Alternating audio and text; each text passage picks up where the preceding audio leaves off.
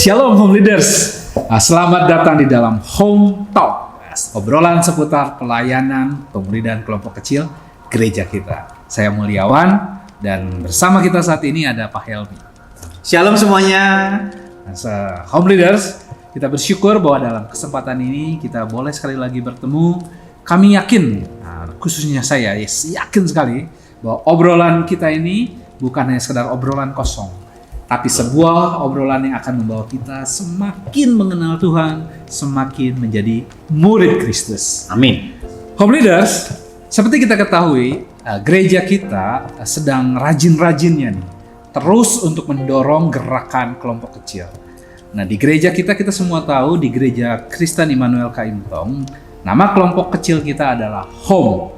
Nah, berkenaan dengan ini mungkin Pak Helmi bisa memberikan penjelasan kepada kita seputar Home dengan lebih dalam lagi kepada kita semua. Ya, seperti telah disebutkan tadi, memang Home adalah nama daripada gerakan kelompok kecil kita.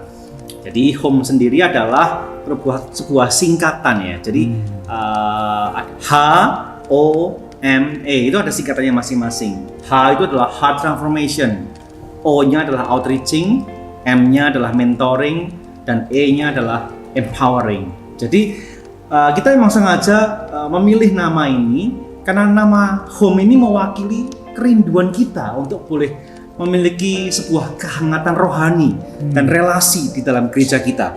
Jadi kita ingin agar semakin banyak tercipta kelompok-kelompok Home, yang mana kelompok-kelompok Home ini akan menjadi sebuah persekutuan kelompok kecil yang akrab, yang sangat bisa, yang hidup, yang membuat suasana gereja kita ini semakin lebih hidup seperti di rumah sendiri gitu. Makanya Home gitu. Makanya ya, Home. Nah, di dalam kelompok Home juga kita akan melakukan yang namanya membicarakan, mendiskusikan firman Tuhan kembali, sehingga di dalam kelompok Home ini kita mencoba untuk mengaplikasikan firman Tuhan yang kita dengar dalam kebaktian minggu tiap minggunya, dan kemudian mereka belajar untuk mengaplikasikannya sehingga pada akhirnya terjadi sebuah heart transformation, perubahan hati. H yang tadi ya. Kemudian juga Home juga kita rindu agar bisa menolong agar setiap kita ini bisa menjangkau jiwa. Oh, menginjili gitu ya. Memberitakan kasih Tuhan kepada orang-orang yang belum percaya dan memberikan kesaksian hidup yang baik kepada mereka. Nah, di dalam Home ada juga yang namanya mentoring. Jadi proses pendampingan di mana orang itu didampingi untuk boleh dapat bisa bertumbuh baik di dalam kerohanian maupun di dalam pelayanan. Serta yang terakhir juga Home juga kita rindu agar merupakan sebuah sarana yang baik untuk empower, untuk memberdayakan setiap anggota agar bisa semakin hari semakin bisa melayani dengan karunia-karunia yang Tuhan berikan secara maksimal. Keren sekali ya Pak ya. Jadi kalau melihat dari bukan aja dari sekedar singkatan, tapi dari tujuan-tujuan itu kuat sekali gitu ya. Bahkan saya pikir-pikir ini sangat match, sangat pas dengan tujuan dari atau mission statement dari gereja kita yang berkata bahwa menjadikan jemaat sebagai murid yang sehati sepikir dengan Kristus bagi kemuliaan Tuhan. Jadi Home ini benar-benar seperti apa ya, buah atau pas sekali dengan mission statement kita. Betul sekali, Pak Mulyawan. Memang gerakan ini kita rindu agar bisa menjadi sebuah gerakan bersama. Jadi yang didukung oleh segenap komponen gereja ini untuk boleh dapat kita memulai sebuah gerakan yang masif gitu ya. Gerakan besar, yang gitu, besar dan terstruktur yang betul-betul bisa mengubah kita semakin mengenal Tuhan lebih dalam lagi. Nah, ini akan diawali daripada pemimpin-pemimpin di gereja kita ini, dan nanti terus ke bawah sehingga pada akhirnya semua boleh dapat sama-sama melakukan gerakan bersama ini. Jadi kalau begitu para Home Leaders ini menjadi betapa pentingnya jadi di gerakan kita ini ya Pak ya. Betul sekali. Bagi para Home Leaders, Anda adalah ujung-ujung tombak gerakan ini. Nah Pak Helmi, dalam edisi Home Talk kali ini kita akan membicarakan beberapa materi yang diadopsi di dalam buku ini nih ya, judulnya Memimpin Kelompok Kecil dengan Tujuan by Steve Grader. Nah, kira-kira menurut Pak Helmi ini apa sih kira-kira isi dari buku ini?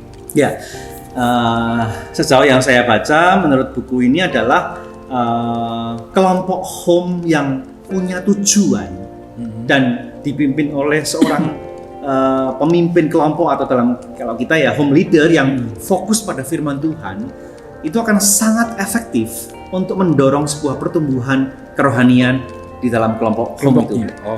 Jadi karena ternyata sejak semula Allah itu memang memakai kelompok-kelompok kecil untuk boleh mengubah dunia. Dan ini belum berubah dari dulu sampai sekarang ya. Wah, keren sekali ya. Terus di dalam jalan yang sama, mantap Cio. Ya. Tapi bukannya memimpin kelompok home itu susah sekali Pak. Banyak kendala, banyak kesulitan. Nah, kira-kira penting sekali bagi kita khususnya para home leaders ini tahu kira-kira ada tips apa mengenai hal ini. Ya, memang memimpin kelompok tidak mudah ya. Sebagai seorang home leaders, kita semua tahu bagaimana sulitnya, bagaimana bergumulnya hal itu. Tapi dari buku memimpin kelompok dengan tujuan ini, saya mendapatkan beberapa tips. 3 tips yang boleh menolong kita untuk kita bisa melakukan ini tuh dengan kekuatan daripada Tuhan. Yang pertama adalah kita harus memimpin dengan hati. Jadi para leaders itu harus mencoba untuk melayani dengan hati. Coba kita lihat sama-sama dari Yohanes 10 ayat 14. Ini Pak mau baca ya. Yohanes 10 14. Yohanes 10 ayat 14. Akulah gembala yang baik, dan aku mengenal domba-dombaku, dan domba-dombaku mengenal aku. Ya, dalam bagian ini kita belajar bahwa ternyata memang sebagai home leaders, kita itu harus mengenal anak-anak kita. Bukan anak-anak, maksudnya anak-anak home kita, maksudnya anggota home kita. Sehingga di dalam pengenalan itu semakin membuat relasinya semakin dalam, dan juga izinkan juga mereka mengenal kita juga, Pak leadernya juga. Jadi ada satu interaksi saling pengenalan yang semakin dalam, dan pada akhirnya itu akan membuahkan satu hal yang ada kedekatan hati yang kuat di sana. Nah, di sana kita bisa belajar untuk boleh saling memperhatikan. Kita memperhatikan anggota-anggota home kita itu seperti kita memperhatikan diri sendiri. Dan ketika kita melakukan hal itu dengan hati, mereka bisa kok ngerasain, dan mereka pasti akan mengikuti. Teresonansi ya, hati dengan hati. Ya. Betul sekali Pak Mulyawan. Yang kedua adalah dengan belas kasihan.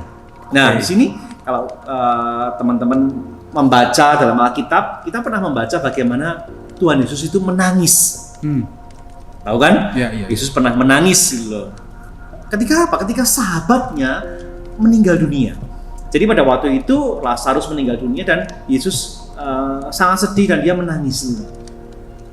Kenapa saya angkat menangis di sini? Karena memang di sini Yesus ada satu belas kasihan itu. Belas kasihan yang besar sekali.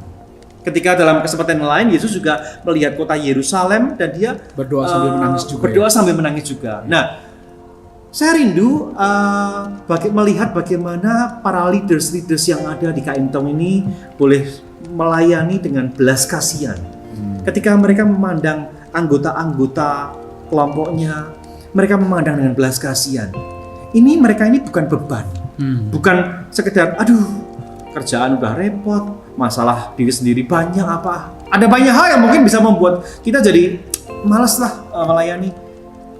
Tapi kita rindu agar mereka melihat jiwa-jiwa yang Tuhan percayakan ini sebagai satu hal yang memang Tuhan percayakan kepada mereka, dan kita melihatnya dengan sebuah belas kasihan yang besar seperti Tuhan Yesus melihat domba-domba yang tidak bergembala itu. Berarti tadi dengan segenap hati, betul. Terus tambah belas kasihan. Belas kasihan yang terakhir adalah dengan motivasi, saudara. Nah, saudara yang terkasih dalam Tuhan, kita semua akan menghadap tahta pengadilan Kristus, bukan? Nah, pada saat itu kira-kira apa yang akan saudara bawa kepada Tuhan? Dan kira-kira dengan kepercayaan yang Tuhan sudah berikan kepada saudara ini, bagaimana pertanggungan jawab saudara? Karena pada akhir zaman seharusnya setiap kita punya sebuah harapan bagaimana Tuhan itu akan berkata kepada kita, "Hai kamu, baik sekali perbuatanmu itu, hai hambaku yang baik dan setia." Kiranya kata-kata ini dari Tuhan ini akan menjadi sebuah motivasi buat kita. Betul. Jadi semuanya ya, ada di dalam sini ya Pak ya. Tadi segenap hati, Betul. belas Belas kasihan kasihan. dan motivasi. Iya, betul Semua sekali. hal-hal yang internal berarti harus kuat sekali ya Pak ya. Betul Nah sekali, Pak, Pak. saya juga coba baca bagian bab 2 di buku ini, memimpin kelompok kecil dengan tujuan. Saya rasa bab 2 ini menjadi bagian atau subbab yang sentral, yang sangat pusat. Karena penulis di dalamnya menurut saya sedang memaparkan tentang kelompok kecil pada zaman Perjanjian Baru. Nah, di sana dikatakan bahwa mereka melakukan dengan tujuan-tujuan yang alkitabiah. Entahlah di dalamnya itu ada persekutuan, Betul. ada pemuridan, Betul. ada apa lagi ya? Ada pelayanan, ada penginjilan dan penyembahan. Gimana menurut Bapak tuh? Betul sekali Pak Mul. Jadi memang kelompok-kelompok kecil yang sehat itu pasti akan punya lima unsur ini. Oh iya iya. Jadi ada persekutuan, ada pemuritan, ada pelayanan, penginjilan, dan juga penyembahan.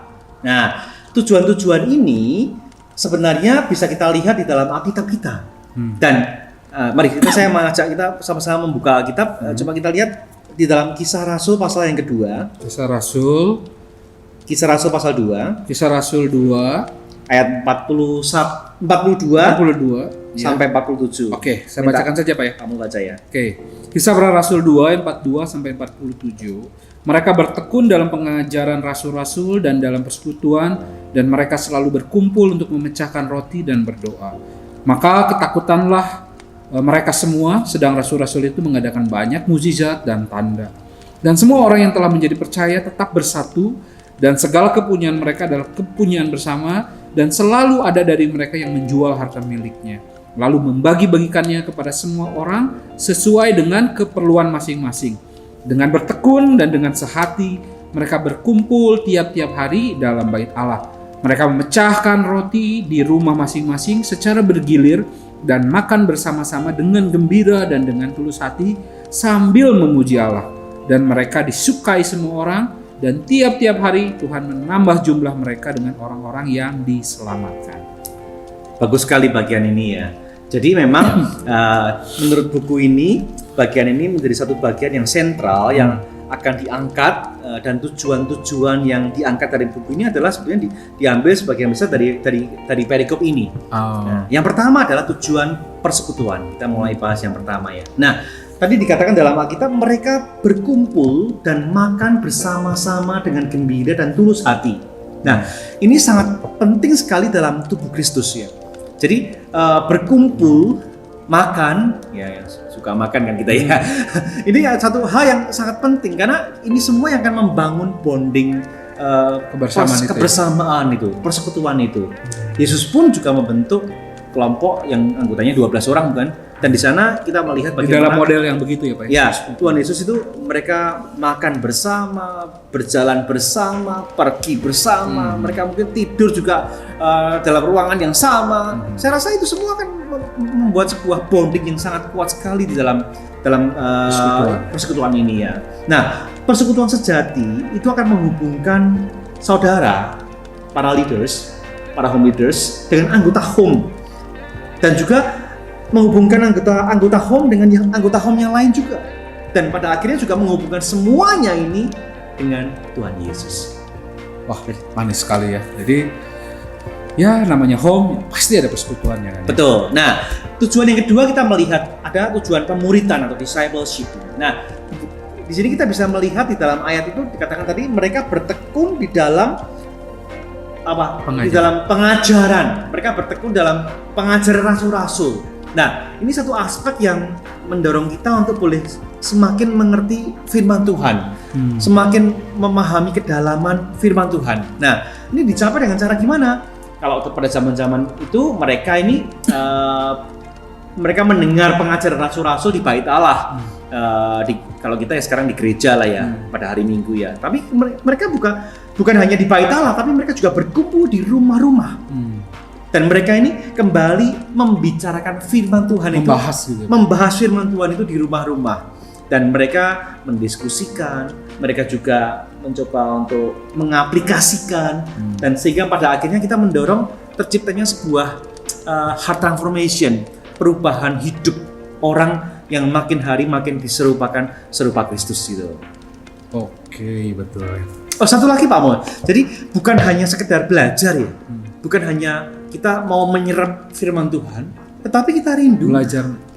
Kita juga mempraktekkan Iya, firman belajar Tuhan. mempraktekkannya. Itu yang paling penting. Oh iya. Harus ada keseimbangan antara jangan hanya sekedar kita belajar teori, tahu banyak firman Tuhan, tahu banyak doktrin, percuma. Iya, iya.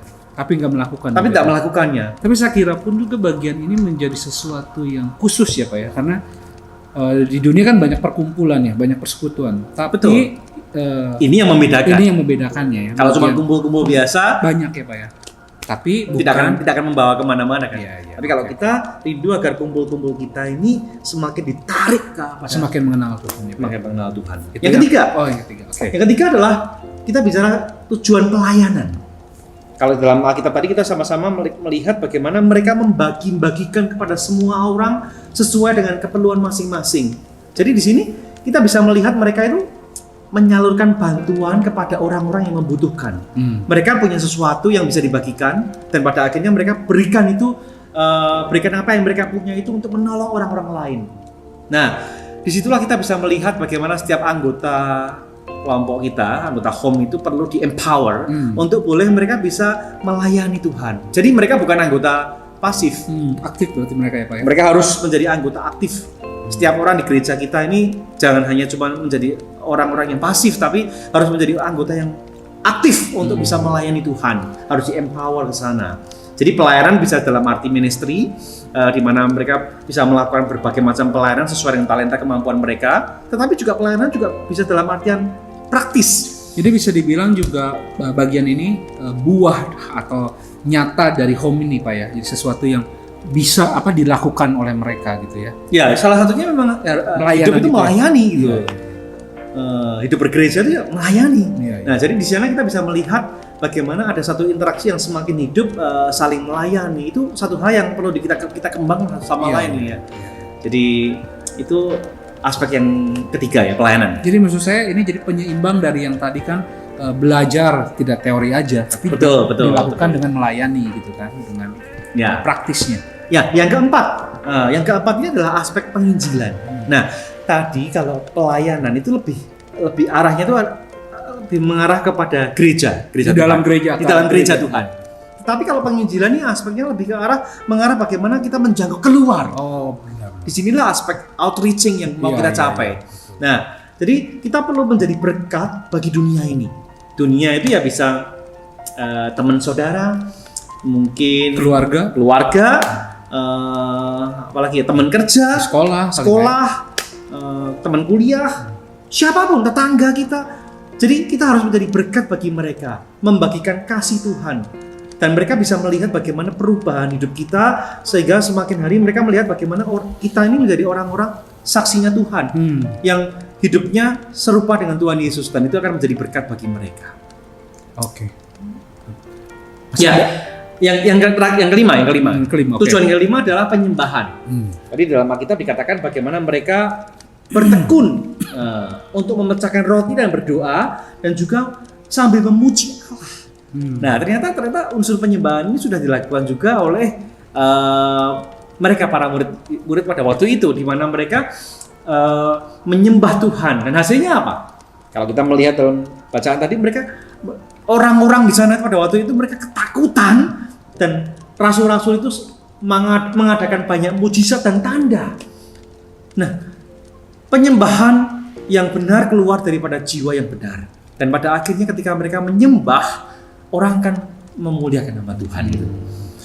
Pak, jadi kalau begitu bisa disebut atau kita simpulkan saja kelima hal yang tadi, pengikut Kristus adalah orang-orang yang bisa menyeimbangkan kelima hal yang tadi ya Pak ya?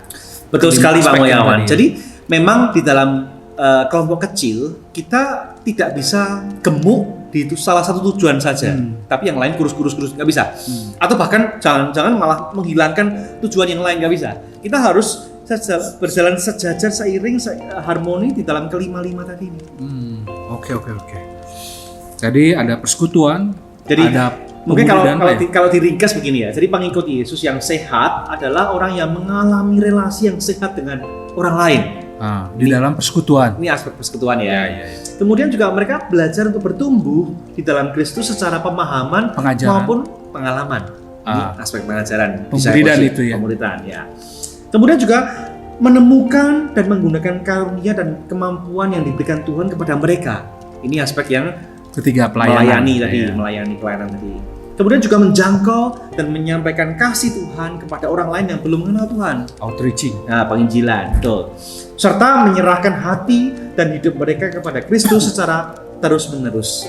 Ini aspek penyembahan. Jadi, saya tadi mungkin lupa menjelaskan. Jadi, penyembahan itu bukan sekedar memuji Tuhan ya, tapi mendedikasikan hidup kita itu terus-menerus. Pengabdian ya. Mengabdi kepada Tuhan Yesus secara terus-menerus dalam hidup keseharian ini. Oke. Wah, menarik sekali ya pembicaraan kita di Home Talk kali ini. Betul sekali, Pak. Cuman waktu kita, edisi kita kali ini cuma sampai di sini nih, Pak. Oke.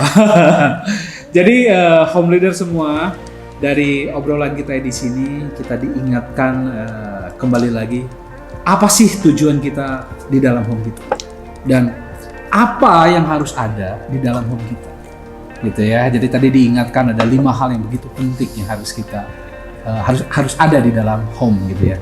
Nah, kiranya setiap kita para home leaders nih semakin semangat, semakin rindu melayani Tuhan di dalam home-nya gitu. Apa yang dipercayakan Tuhan, anak-anak di bawah kita, orang-orang yang dipercayakan Tuhan kepada kita, biarlah itu menjadi satu panggilan bagi kita untuk terus bertumbuh bersama, semakin mengenal Tuhan. Sekalipun kita tahu di dalamnya mungkin ada kesulitan, tapi kita percaya bahwa kita tidak berjalan sendirian. Ada Tuhan yang terus bersama-sama dengan kita. Amin. Amin. Jadi bagi para leader-leader, yuk terus semangat dan terus mengerjakan bagian kita, api kita menyala-nyala untuk Tuhan di dalam pelayanan kita. Sampai di sini edisi Home Talk kita hari ini, My Church, My Home.